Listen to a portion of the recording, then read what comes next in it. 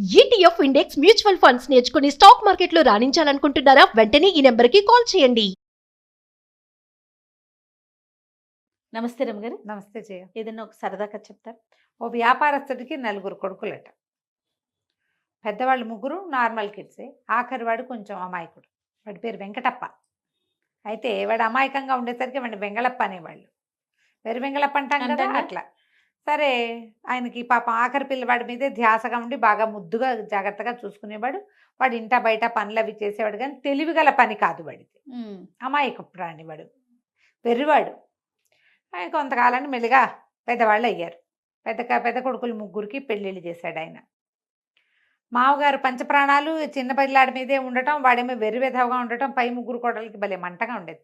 మా ఆయన ఎంత పని చేస్తాడో, మా ఆయన్ని బాగా చూడ్డు, చిన్నవాడిని బాగా చూస్తున్నాడని 3కి అనిపించేది. ఓకే. అయితే ఆయన దాని తర్వాత పిల్లాడిని ఎవరు చూస్తారు, వీడిని బాగా చూసుకునే వాళ్ళు కావాలని ఓ పిల్లనిచ్చి పెళ్లి చేస్తే పెళ్ళని చూసుకుంటుంది అనుకుంటాడు. సంబంధాలు చూడబోయేసరికి అలా కోడళ్ళు ఏం పెద్దగా ససిపడినవారు. వాళ్ళకి మంటగా కూడా ఉంది. సరే, కొన్నాళ్ళకి మామగారు కాస్త మరణించాడు. ముసలాయన మరణించేసరికి వీళ్ళకి ఆస్తి స్వాస్తి ఉన్నాయి. అన్నయ్యలు 3 వ్యాపారాలు, అవి వ్యాపారము, వాళ్ళ వ్యవసాయము అన్నీ వాళ్ళు చూసుకునేవాళ్ళు. వీడు ఇంట్లో ఉండి ఇంట్లో పనులు చేసి పెట్టేవాడు. క్రమంగా ఈ వదినలకి వీడి పీడ విరగడి చేసుకోవాలి, అన్నయ్యలు కూడా వీడి పెళ్లి చేద్దాం అంటుండేవాళ్ళు. వీడ వెరితో పాటు వీడికి వచ్చే పెళ్ళాన్ని కూడా ఎవడు చూస్తాడు?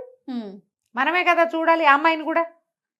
ఇప్పుడు చూపు తెలివిగలదనుకో, ఏదో ఇంట్లో పనులు గిన్లు చేస్తుంది, వంట చేస్తుంది, కానీ వీళ్ళ ఖర్చు వాడేం వ్యాపారం చేయలేడు, వ్యవసాయం చేయలేడు, ఊరికే పని చేస్తాడు.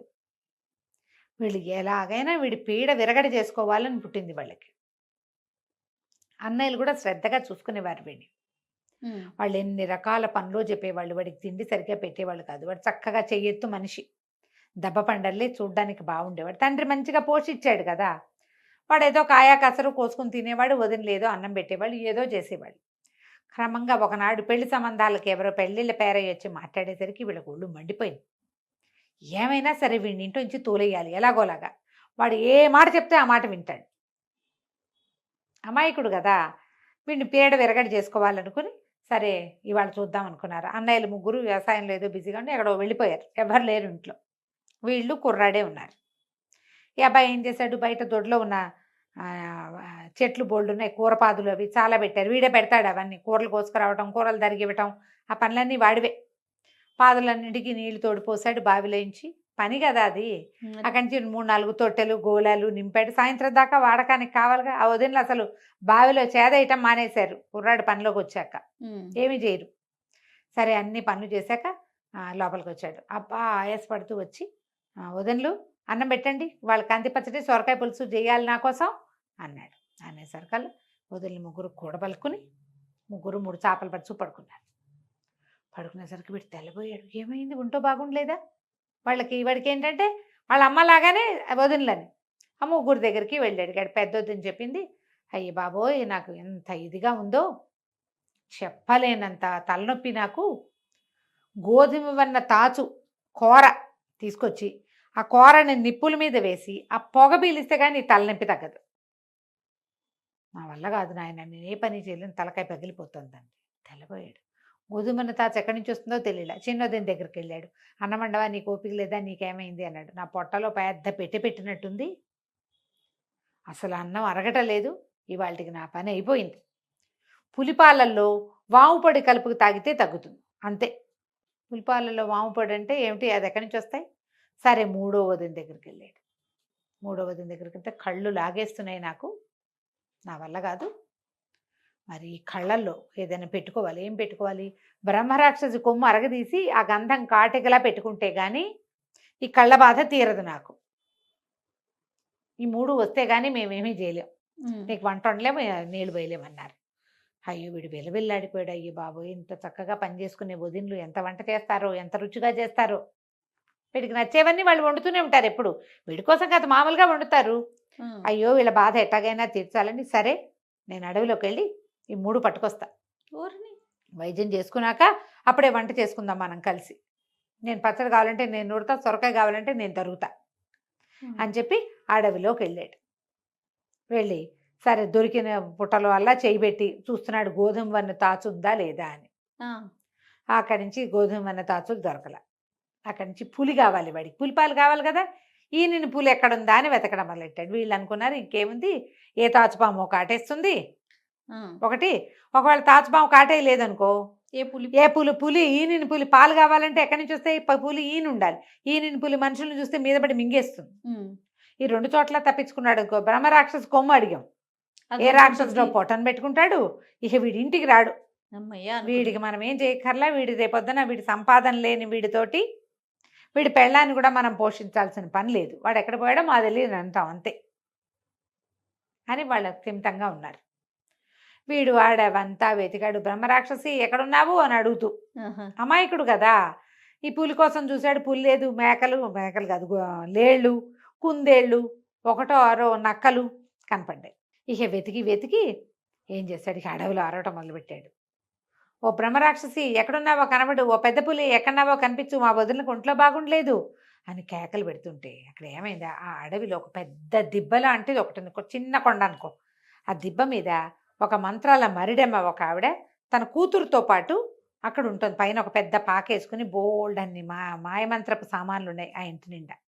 ఆ పాకలో పడుకుంది ఆవిడ. ఊర్లో నుంచి బిజీగా ఉంటుంది అనమాట. ఆవిడకు స్వర్ణమంజరి అని ఒక కూతురు, మంత్రాలు మరిడమ్మకి. ఎవరో అరుస్తున్నారు ఈ రాత్రి వేళ, ఇంత భయం లేకుండా ఎవడ్రా అరుస్తున్నాడని ఈవిడ బయటకు వచ్చింది. బయటకు వస్తే చక్కగా పచ్చగా ఇంత ఎత్తునున్నాడు. వీడు కేకలు పెడుతుంటే అడిగింది, ఎవర్రా అల్లుడు నువ్వు, ఏమిటి భయం లేకుండా ఇంత దూరం వచ్చావు, ఎవరు నువ్వు, ఇందుకీ అర్ధరాత్రి వేళ అరుస్తున్నావు అంది. అనేసరికల్లా వీడు, అల్లుడు అంటే అత్త అనాలి వాళ్ళని. నేనేనత్త వెంకటప్పని, మా వదిన వాళ్ళకి అస్సలు ఉంటో బాగుండలేదు, 3 వస్తువులు కావాలి, పొద్దున 10 గంటల నుంచి వెతుకుతున్నాను, దొరికితే పట్టు, ఎక్కడైనా ఓ గోధుమ వన్న తాచు, ఓ ఈనిన పులి, ఓ బ్రహ్మరాక్షసి ఉంటే చెప్పు. వాటితో ఏం చేస్తావురా పిచ్చి వెధవా నువ్వని.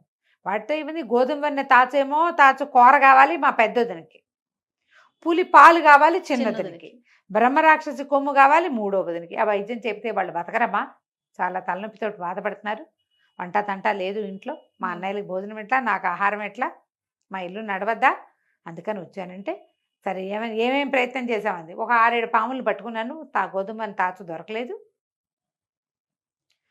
వాటిని వదిలేసా, వాటి కోసం వెతుకుతున్నానంటే ఈ మరిడమ్మంది ఊరిని అనేసి, అమ్మో నువ్వు ఎంత గట్టివాడివిరా, భయం లేదు, తెంపరి అంతే కదా, పుట్టు తెంపరి వాడికి భయం లేకపోవటమే తెంపరితనానికి ఇదేమిటి, భయం లేకపోవటం, భయం తెలియదు వాడికి. అక్కడి నుంచి అంది, మన దగ్గరే ఉన్నాయిరా అనేసరికల్లా అని, సరే ఎప్పుడు అన్నం తిన్నావు, ఎప్పుడో తిన్నాను, అందుకే ఆకలికే కేకలు పెడుతున్నాను, పొద్దున్న తిన్న చద్దన్నమే వేడన్నం తినలేదు అంటే, సరే కూర్చో అని లోపలికి వెళ్ళి ఏం చేసింది, 4 రొట్టెలు ఓ అంత కూర పట్టుకొచ్చి ఓ పళ్ళెంలో పట్టుకొచ్చింది. పెట్టి చక్కగా కూర్చుని తిని అన్నాడు, అబ్బా ఊరికోడి కంటే నాటుకోడే మంచి రుచెత్త, కోడికూర ఎంత రుచిగా ఉంది, రొట్టెలతో మహాబాగుంది అన్నాడు. అనేసరికి అవి నవ్వింది, కోడికూర కాదురా పుట్టగొడుగుల కూర ఇది, నా కూతురు స్వర్ణమంజరి రతిలోక సౌందర్యవతి, వంట కూడా అద్వితీయంగా చేస్తుంది, అది వండింది పుట్టగొడుగుల కూరను కూడా కోడికూరలాగా అనిపింపజేస్తుంది. సరే నువ్వు ఇక్కడ పడుకో, తెల్లవారేసరికి నీకు కావాల్సినవి నేను ఇస్తా, పట్టుకెళ్తుగా నేను అప్పచెప్తాను నీకు అవన్నీ అని చెప్పి వీడిని బయటే ఒక మంచం వేసి పడుకోబెట్టి చుట్టూతా గిరిగీసి, గిరిలో ఇట్లా మంటలు వచ్చినాయి. వాడు ఉలికిపడ్డాడు, ఇంత మంట వస్తుంది అని. ఏం భయం లేదురా, బయట అడవిలో పడుకుంటే, అడవి కదా ఇది, జంతువులు వచ్చేస్తాయి, అందుకని జంతువులు రాకుండా ఇది అడ్డం పడుతుంది, పడుకోమని లోపలికి వెళ్ళింది. కూతురు లేదు, నిద్రపోతున్న కూతురు లేచిందమ్మా, ఎవరైనా నీ నేపాల మాంత్రికుడు వచ్చాడా, నేపాలం గురువు గారు, రాత్రిపూటి గోలేమిటే పడుకోనివ్వకుండా మళ్ళీ గురువుల్ని వాళ్ళని వెళ్ళి తెస్తావు, అసలే నువ్వు మంత్రాల మరిడివని నాకు పెళ్ళి అవ్వటం లేదు, ఈ గురువులను కూడా దించావంటే ఇక అసలు పెళ్ళి ఊసే ఉండదు నా బతుక్కి అనేసరికల్లా వాళ్ళ అమ్మంది, ఆ మరిడమ్మంది, పెళ్ళికి కొదవే బంగారు లాంటి కుర్రాడు ఒకడున్నాడు, తలుపు తీసి చూడు వాడు బాగున్నాడో లేదో. తలుపు తీసుకుని వెళ్తే ఇంత పొడుగున మంచం పొడుగుతా నిద్రపోతున్నాడు వాడు, చూడ్డానికి చక్కగా ఉన్నాడు.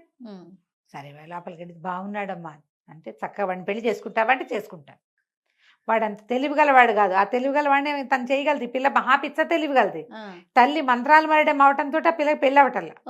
సరే రేపు పొద్దున్నే మీ ఇద్దరికి పెళ్లి చేస్తాను అని చెప్పి తల్లి కూతురు పడుకుని నిద్రపోయారు.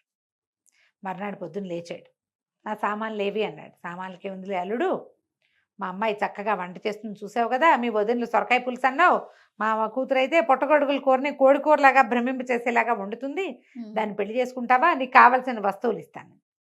వీడన్నాడు, నాకు కావాల్సిన వస్తువులతో పెళ్ళి ఏమిటి, ఏదైనా చేసుకుంటా, అదే కదా. మా వదినలు తలనొప్పులు తగ్గాలి అంతే అంటే సరేనని చక్కగా ఇద్దరికి పసుపు బట్టలు కట్టించి శుభ్రంగా పెళ్లి చేసేసింది అడవిలో.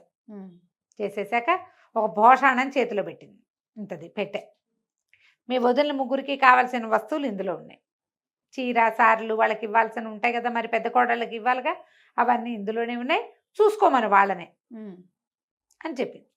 వీడేం చేశాడు, ఆ అడవిలో ఎవరో పోతుంటే వాళ్ళ చేతి నెత్తికి భోషాణం ఎత్తించి పెళ్ళాన్ని వెంబడి పెట్టుకుని తీసుకుపోయాడు. తెల్లవారేసరికల్లా వదినలు ఇంకేముంది, మధ్యాహ్నం 11 గంటలు అయ్యేసరికి పెళ్లి కొడుకు పెళ్లి కూతురు వాకిట్లో బాకా బాజాతోటి కనిపించారు. తెల్లబోయినారు, చక్కగా ఉంది పిల్ల, పచ్చగా పసుపు మిసమిసలాడుతూ ఉంది, పచ్చగా పసుపు బట్టల్లో దండలతోటి, మొహం మీద బాసికాయలు అవి కడతారా, మెళ్ళలో కర్పూరపు దండలు అవి కనపడేసరికి వదినలు ముగ్గురు తెగ తిట్టిపోసారు. అవేవో వస్తువులు తెమ్మంటే పెళ్లి చేసుకొస్తావా, నీకున్న దాంతో పాటు దీన్ని కూడా మొయ్యాలా, దీన్ని మోయటానికి మా దగ్గర ఎక్కడవి డబ్బులు అని అరిచేసరికల్లా, కాదు కాదు బోళ్ళు కట్నం కానుక ఇచ్చింది మా అత్తగారు, అత్త ఇచ్చింది, తర్వాత ఏమో మీకు కావాల్సిన వస్తువులు కూడా ఇందులో ఉన్నాయి, ఈ భోషాణంలో ఉన్నాయని వెనకాల మనిషి పాటు మోసుకొచ్చాడుగా, ఆ భోషాణాన్ని గదిలో పెట్టించాడు. గదిలో పెట్టించాడు. వాడికి ఏం చెప్పింది ఆవిడ, వాళ్ళని తెరిచి చూసుకోమను అంది. ఓహో, తూచా తప్పకుండా పాటిస్తాడు వీడు, తను చూద్దాం అనుకోవాలా, అవి వదనలకు చెందేవి నాకెందుకు, ఓహో అప్పచెప్పాడు. పెళ్ళాన్ని లోపల తీసుకుపోయాడు. పెద్దదన గారు వచ్చింది, తలుపు తీయగానే బుస్సుమంటూ ఇంత పెద్ద గోధుమనే తాత వచ్చింది లోపల నుంచి బయటికి, హడిలిపోయింది.